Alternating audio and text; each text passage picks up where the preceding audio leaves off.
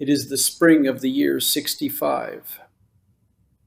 In a villa a few miles outside Rome, a man in his late 60s is finishing his dinner when soldiers arrive at the door. They carry a message from the emperor. The message is short. It is not an arrest. It is not a trial. It is an instruction to open his own veins before the evening is over. And the old man sets down his cup and looks at the faces of his weeping friends and says, almost gently, "Where has it gone, all your philosophy?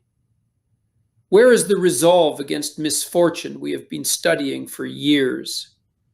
Surely nobody expected Nero to be merciful." His name is Lucius Annaeus Seneca. And of all the figures this channel will ever sit with, he is the hardest one to defend. And, for that exact reason, perhaps the most useful one to understand. He was born around the year 4 before the Common Era in Cordoba in Roman Spain into a wealthy and gifted family. He came to Rome as a young man. He became a senator, a famous orator, a writer of tragedies and essays and letters. And he became, by the standard of his own age or ours, extravagantly, almost obscenely rich. Here is the contradiction, and there is no point softening it. Seneca is a Stoic philosopher. The Stoics teach that wealth is not a good, that it belongs entirely to the second column, the column of things not finally up to us, things that fortune lends and fortune reclaims. And Seneca wrote that. He wrote it beautifully, repeatedly, at length. He also owned estates across the empire, lent money at interest on a scale that may have helped trigger a rebellion in Britain, and accumulated a fortune so large that ancient writers gossiped about it for generations. A philosopher of indifference to money who had a very great deal of money. His enemies noticed. They have never stopped noticing, and it gets harder. In the year 49, the Empress Agrippina recalls Seneca from an exile we will come back to and hands him a specific job. She makes him the tutor of her son, a bright, vain 12-year-old boy. The boy's name is Nero. So Seneca, the Stoic, the moralist, the man who wrote whole treatises on mercy and anger and the good life, spends the next decade and more as the personal teacher and then the chief minister of the young man who would become the most notorious tyrant in Roman memory. I am not going to resolve that contradiction for you because Seneca could not resolve it for himself. But I want to propose how to read him. Do not read Seneca as a saint who happened to be rich. Read him as a man who was compromised, who knew he was compromised, and who used philosophy not as a trophy but as a tool, the way a sick man uses medicine. He is not writing from the summit, looking down. He is writing from inside the wreck, by lamplight, trying to find the one thing in the wreck that the fire cannot reach.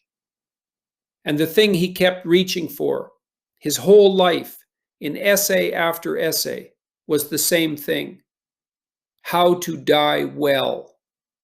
And, before that, how to be unafraid of dying, starting today, while you are still entirely alive. To understand how Seneca faces that final evening, you have to understand the project that occupied his entire writing life.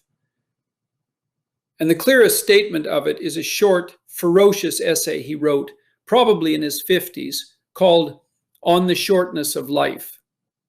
Almost everyone, when they first hear that title, expects a familiar complaint.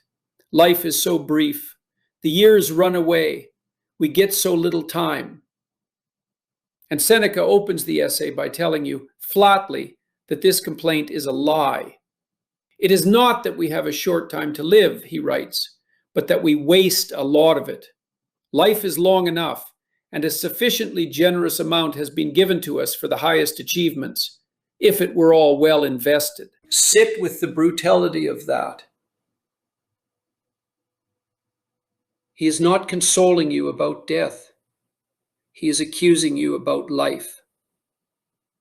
His claim is that you have, in fact, been given plenty, that the span of an ordinary life is entirely sufficient to become wise, to become calm, to become free, and that the reason it does not feel sufficient is that you are pouring it hour after hour into things that will never pay it back. He runs through the list, and the list is uncomfortably modern. The man consumed by ambition, who has handed all his days to people more powerful than himself, waiting in their halls, studying their moods. The man devoured by money. The man lost in trivial busyness, always occupied, never actually present. The man whose whole attention lives in a future that has not arrived, or a past he keeps rerunning. Life, Seneca says, is divided into 3 periods: past, present, and future. Of these, the present is short, the future is doubtful, the past is certain. And almost no one, he says, is actually living in any of them. And here is the line that turns the essay from a scolding into a discipline. He says, most people are not stingy with their money. They guard it carefully. But with their time, the one possession where being stingy would actually be honorable, they are recklessly, catastrophically generous. You would not let a stranger walk off with your purse. And yet you let strangers and habits and idle worries and other people's emergencies walk off with your hours, your weeks, whole decades, and you do not even notice the theft because time leaves no gap on the shelf when it is taken. The purse, robbed, is visibly empty. The robbed life looks exactly like a full one, right up until the end. Let me make this concrete the way Seneca would want. Think honestly about yesterday, not an unusual day, an ordinary one. Account for it the way you would account for money you had spent. How many of those waking hours went to something you actually chose with your full attention and would choose again? And how many simply leaked into a feed you do not remember scrolling, into an argument in your head with someone not in the room, into a worry about an outcome you could not move, into busyness that produced motion but not life? Seneca's claim is that for most of us, most days, the leak is the larger number. And he is not saying this to shame you into anxious productivity. That would just be ambition again, wearing a more respectable coat. He is saying something stranger and calmer. He is saying that the cure for the fear of death is not to add more years at the end. It is to stop hemorrhaging the years you already have, to actually inhabit them, so that whenever the end does come, you can say, truthfully, that you were here for your life, that you did not sleep through it. A man who has truly lived his days does not need them to be more numerous. A man who has slept through them will not be saved by a longer sleep. So if the disease is a life leaking away unnoticed and a death feared because the life was never fully owned, what is the treatment? Seneca's treatment has a name. The Latin is premeditatio malorum, the premeditation of adversity, the deliberate rehearsal in advance, in the calm of the things you most fear. And it is, on first hearing, one of the most counterintuitive ideas in all of Stoic practice, because it sounds exactly like the anxious worrying the Stoics elsewhere forbid. But it is the precise opposite of worry, and the difference is the whole point. Worry is involuntary, repetitive, and shapeless. It circles, It rehearses the fear without ever resolving it, and it leaves you weaker each time because it never reaches a conclusion. It just runs the alarm again. Premeditation is voluntary, deliberate, and finite. You sit down on purpose in a quiet hour with no danger anywhere near you, and you think the feared thing all the way through, calmly, to its end. You may lose your money. Picture it. Picture the actual day, what you would do, where you would live, what, in fact, would still remain, because something always remains. You may be exiled. Picture that. You may fall ill. The people you love will, with certainty, one day not be here. Picture each of those, fully, in the daylight, while your hands are steady. Seneca writes in one of his letters, "The man who has anticipated the coming of troubles takes away their power when they arrive." And he writes, even more directly, that we should say to ourselves, of everything we hold dear, the people, the position, the comfort, not "this is mine," but "this has been given to me to look after, for now." On loan, recallable, never at any point actually owned. He is not trying to make you sad in advance. He is trying to make you unambushed. Because what makes loss unbearable, he argues, is rarely only the loss itself. It is the loss plus the shock. The loss plus the outraged voice that says, "This is not supposed to happen. This was not in the agreement. I was promised." And you were not promised. Nobody was ever promised. The premeditation simply removes the false promise ahead of time, in private, so that when the thing arrives, it arrives as something expected and survivable, and not as a betrayal. Now, it would be easy to think Seneca arrived at all this from a comfortable study. He did not. He had been broken against it first. In the year 41, more than 2 decades before that final evening, Seneca was at the height of his early fame as an orator in Rome, and he was caught, rightly or wrongly, we cannot fully know, in the lethal machinery of an imperial court. He was accused of adultery with a princess of the imperial family. The new emperor, Claudius, exiled him, not to a comfortable retreat, to the island of Corsica, rocky, remote, provincial, and to a brilliant, ambitious, sociable man at the center of the Roman world, very close to a living death. He would be there for 8 years. 8 years. And here is where the human being shows through the philosopher, and I think we should let him. Because in the early stretch of that exile, Seneca did not behave like a stoic sage. He wrote a long, frankly embarrassing letter to one of the emperor's powerful freedmen, a piece of pleading, flattering, almost groveling prose, openly designed to win him a recall to Rome. It did not work. It survives, and it is not a noble document.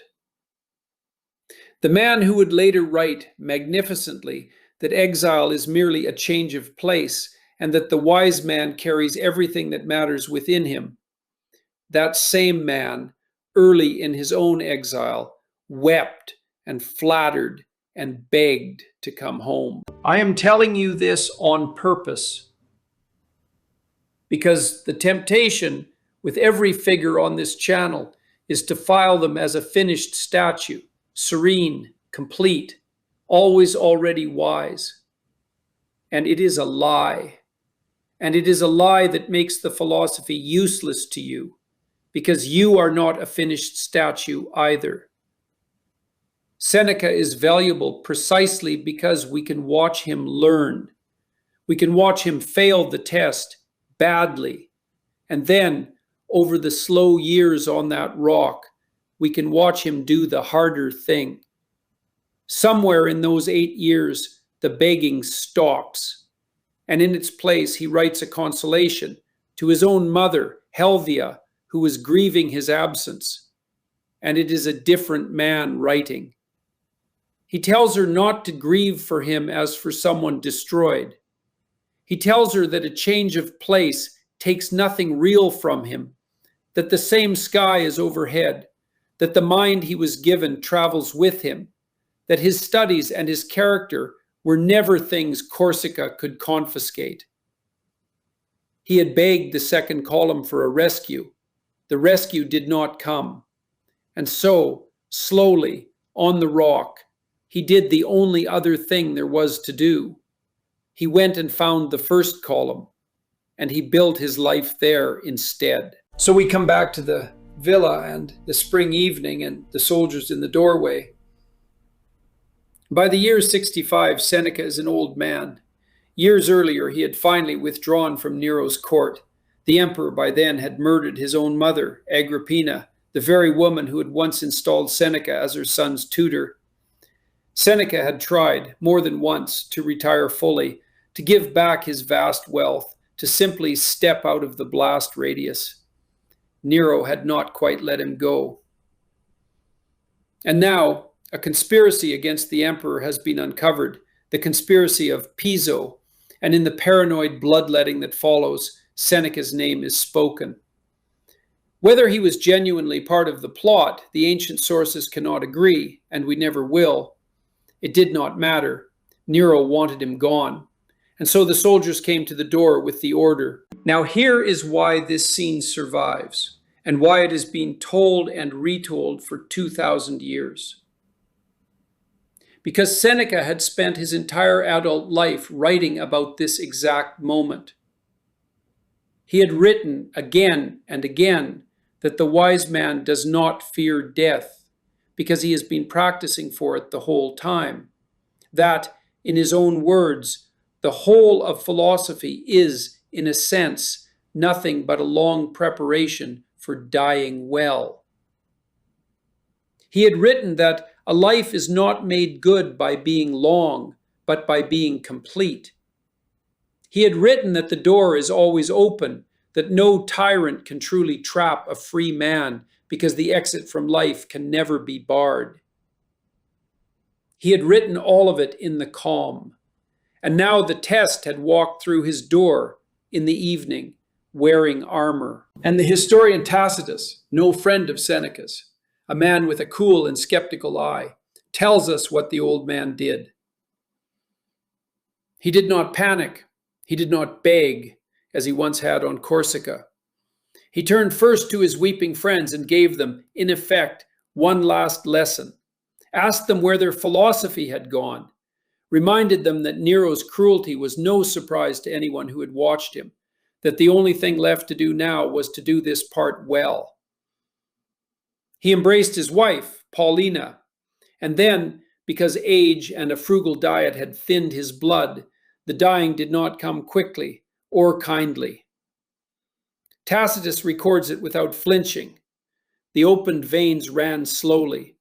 Seneca asked for poison. It did not work either. In the end, he was carried into a warm bath to ease the blood, and there, at last, the long-rehearsed thing was finished. It was not a clean death. It was not a beautiful one. It was slow and painful and undignified in every physical particular. And it was, by every account that survives, calm. The body failed messily. The mind that Tacitus describes did not. And now I have to stop and put the hard question to all of this because you may already be feeling it. Is this admirable? Or is it just a man cornered dressing his last and only option in fine philosophical clothing? Nero had left him no choice. Of course he was calm. There was nothing left to be agitated about. Is this courage? Or is it simply the long defeat, narrated well? It is the right question, and Seneca's whole life is the answer to it, and the answer is not a simple acquittal. Here is what is true. By the end, the soldiers at the door had taken everything in the second column. The wealth, the safety, the years, the choice of how and when. All of it was Nero's now. But notice precisely what the order could not specify. It could command the death. It could not command the manner of it. It could not make him beg. It could not make him curse or collapse or spend his last hour as a frightened animal. It could not reach into the first column, the conduct, the composure, the lesson he chose to give his friends with the last breath he owned, because that territory had never been Nero's to legislate. That is not the long defeat dressed up. The defeat was total, and Seneca did not pretend otherwise. It is something narrower and harder. It is a man, stripped of every external thing, demonstrating that there was one internal thing the stripping had never been able to touch, and choosing, deliberately, to spend it well. The premeditation, all those years of it, was not wasted preparation for a rescue that never came.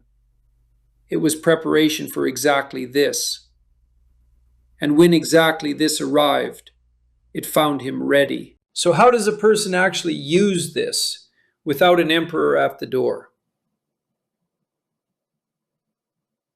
Because almost none of us will face Seneca's literal evening, but every single one of us faces the thing underneath it.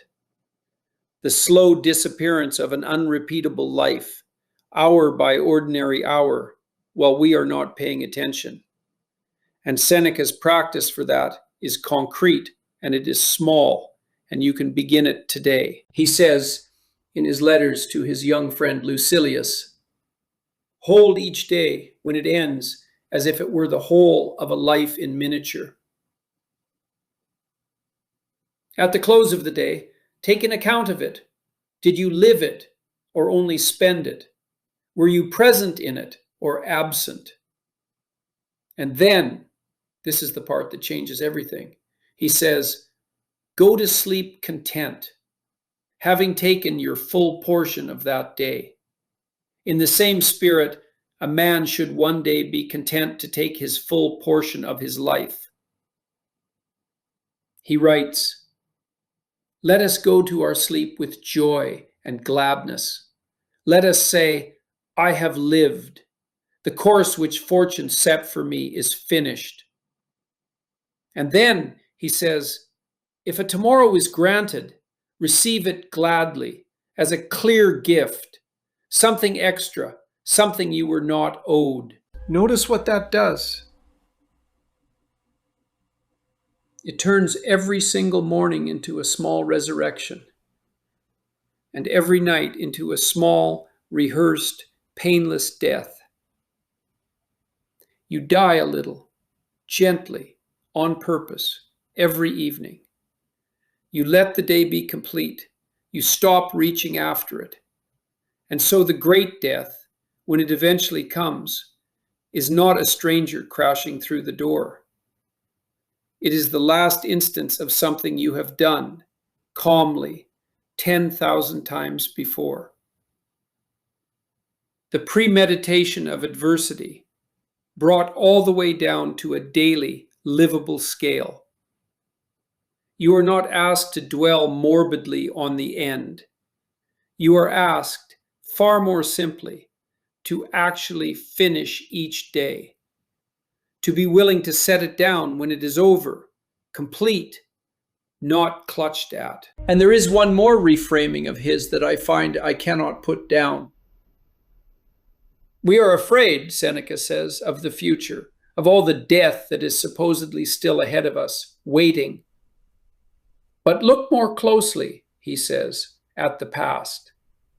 Every hour you have already lived is, in a real sense, already finished, already complete, already, in the strict sense, dead, and it does not trouble you in the least.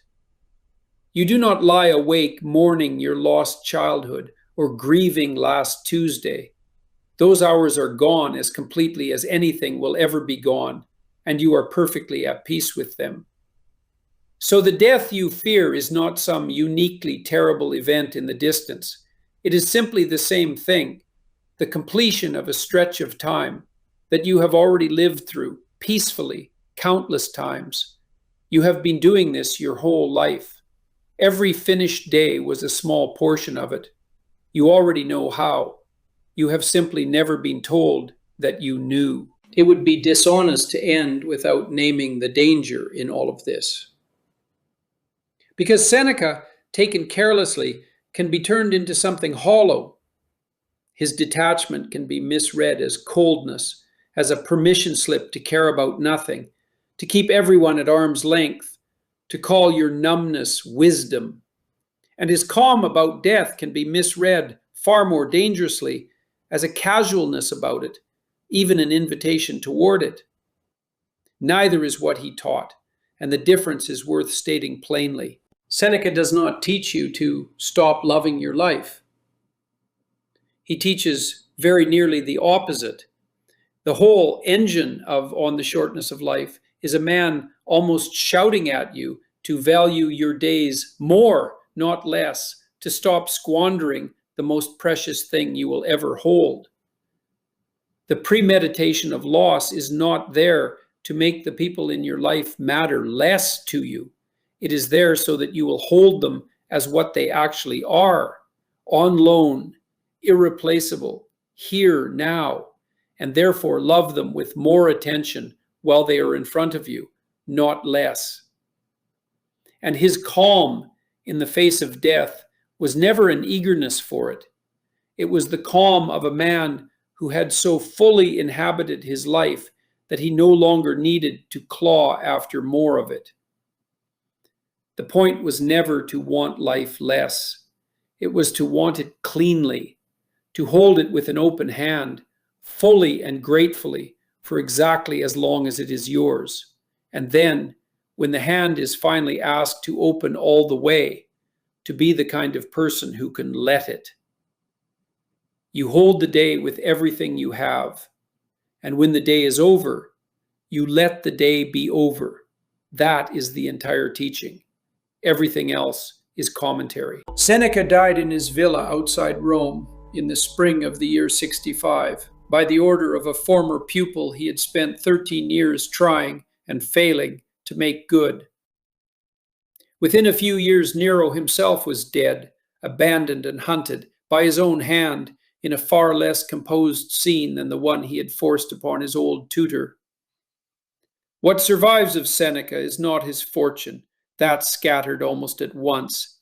It is the letters, the essays, the long, honest, self-aware record of a deeply compromised man using philosophy every day as the medicine it was always meant to be.